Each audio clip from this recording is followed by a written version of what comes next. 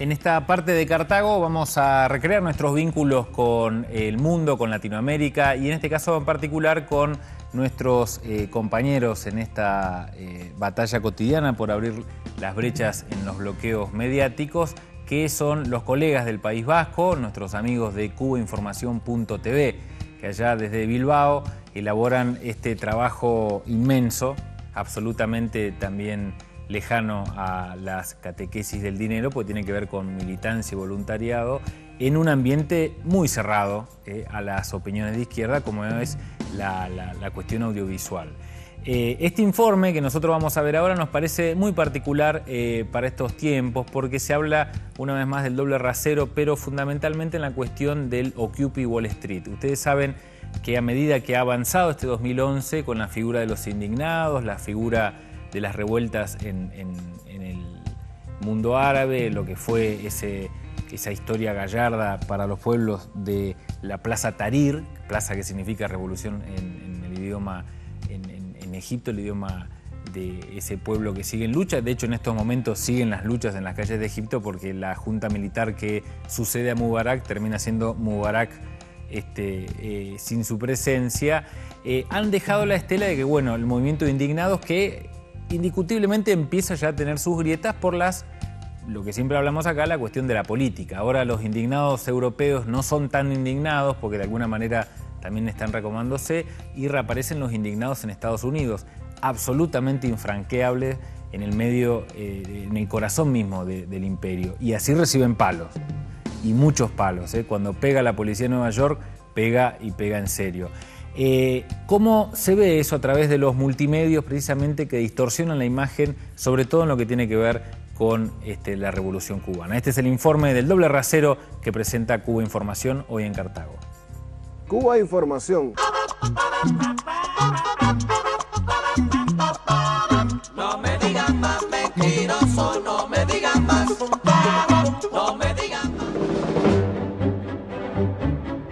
El pasado 1 de octubre, en un solo día, la policía detenía en Nueva York a cerca de 700 activistas del movimiento contra el poder de la banca y Wall Street.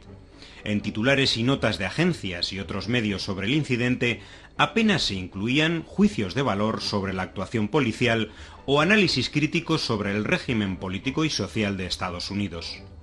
Unos días más tarde, estos mismos medios reproducían, sin contraste alguno, la denuncia del famoso disidente cubano Elizardo Sánchez Santa Cruz, presidente de la denominada Comisión Cubana de Derechos Humanos y Reconciliación Nacional, sobre un supuesto récord de detenciones en Cuba durante el mes de septiembre. Decenas de medios de todo el mundo aseguraban que la policía cubana había llevado a cabo más de 500 arrestos de corta duración, la mayor cifra de los últimos 30 años. Tanto titulares como texto de las noticias eran en su inmensa mayoría valorativos, condenatorios del gobierno y régimen político vigente en la isla y otorgaban credibilidad absoluta a la citada fuente única. Pero algunos datos que estos mismos medios conocen, pero han decidido censurar, inducen a serias dudas sobre la citada cifra de detenciones. A comienzos de septiembre, la televisión cubana demostraba que en la última lista de supuestos presos políticos que periódicamente entrega a la prensa extranjera el citado Elizardo Sánchez, había una serie de nombres inventados, como los de varias integrantes del equipo de voleibol de Perú, el de un futbolista boliviano e incluso el de un pintor español del siglo XVIII. Un cable de la oficina diplomática de Estados Unidos en La Habana, revelado por Wikileaks, pero también censurado en los grandes medios, demuestra que Elizardo Sánchez y su Comisión Cubana de Derechos Humanos son receptores de fondos del gobierno de Estados Unidos, algo que desmonta cualquier intento de presentarse como una fuente civil independiente.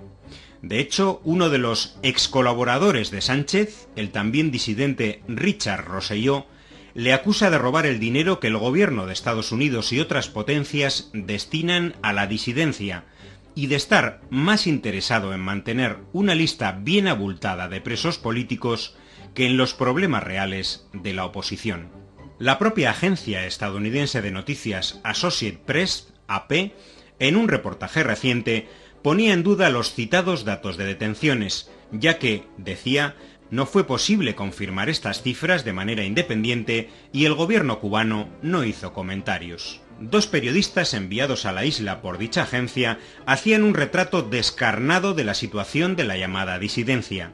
Afirmaban que esta disidencia trata de lograr el apoyo de una sociedad que nunca ha parecido particularmente receptiva, que no ha podido emular las sublevaciones que ocurrieron en el mundo árabe o siquiera las protestas exigiendo mayor justicia social que sucedieron en Gran Bretaña, Grecia o España. Y llega a una conclusión certera. En Cuba es común encontrar gente descontenta con la realidad del país, pero pocos consideran a los disidentes como una alternativa real. Y recordaba cómo lo reconocía hasta el propio jefe de la Oficina de Intereses de Estados Unidos en La Habana, Jonathan Farrar, en un informe interno revelado por Wikileaks. Pese a sus afirmaciones de que representan a miles de cubanos, nosotros vemos, decía el diplomático, muy pocas evidencias de ese apoyo. La agencia P también hacía hincapié en que en la actualidad Amnistía Internacional no reconoce prisioneros de conciencia en Cuba, ya que quienes son defendidos como tales por Elizardo Sánchez o las Damas de Blanco están tras las rejas por delitos a veces violentos como sabotaje o secuestro de naves. Pero los grandes diarios que llevaban a titular la supuesta ola récord de detenciones hablaban sin mención alguna de este carácter violento de sus acciones de unos 80 condenados o procesados por motivos políticos en la isla.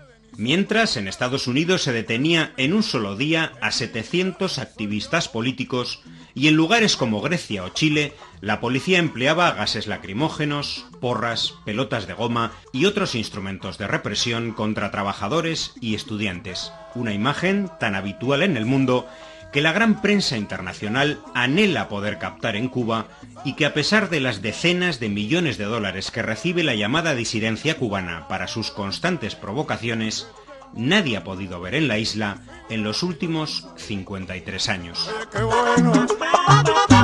Goodbye.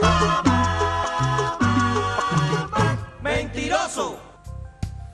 El impactante trabajo, fíjense que se refería a una situación particular del mes de septiembre, pero está en completa vigencia. De hecho, los arrestos continúan en Nueva York y son cada vez más fuertes los apagones mediáticos. De hecho, en estos días había unas marchas bastante importantes, muy reprimidas obviamente, por la situación de Bradley Manning, que es uno de los grandes héroes anónimos en estos días, porque es el soldado que trabaja en inteligencia y que es el que le da toda la información a Wikileaks y que hoy está en una situación como preso político, acusado incluso por delitos que lo podrían sentar en la silla eléctrica. 24 años. Con solo googlearlo van a entender qué significa hoy Bradley Manning, uno de los nombres más silenciados en la prensa corporativa. Cerramos nuestro Cartago con otra invitación que hacen los amigos de Libracos, y en esto sí una reseña histórica. Se trata de la reedición de uno de los libros, ahí está, vos decime, ahí está, Jorge Abelardo Ramos, La historia de la nación latinoamericana, un libro clásico en el revisionismo de la historia argentina. Este libro, entre otras cosas, por ejemplo, lo tenía escondido en su cama cuando lo detienen Raúl Sendic, el líder de los Tupamaros, un libro esencial para entender también a la izquierda latinoamericana, pero que hoy tiene un contexto muy importante porque ustedes saben que en estas corrientes revisionistas que de alguna manera también nos acercan hacia lo que es la nación latinoamericana, también hay una impronta a veces de acomodo a los tiempos que vienen. Entonces, recrear la figura de Abelardo Ramos creo que es importante, el aspecto del coraje intelectual de haberse encontrado en esa época con nada menos que con un revisionismo histórico que está cada vez, a veces beneficiado con una exposición mediática, pero hace 40 años no. Eso no sucedía. Así que la invitación hoy a esta reedición, que incluso viene acompañada por varios prólogos, entre ellos el de Jorge Cosia, que nos ubica históricamente en qué momento Abelardo Ramos escribió esto. No hace mucho que falleció en términos históricos, estamos hablando ya por el 94, pero dejó estos libros, Jorge Abelardo Ramos, que de alguna manera nos sientan el precedente de lo que incluso cuando él fue candidato 3 veces, creo, a presidente, por el pensamiento que se reconoce dentro de lo que es la izquierda nacional. Nos parece una cita ineludible en un término histórico, esta reedición en lo que se llama la Biblioteca del Pensamiento Nacional. Con esto nos despedimos, la invitación de Libracos, hasta el próximo encuentro acá en nuestro Cartago a través de TVC.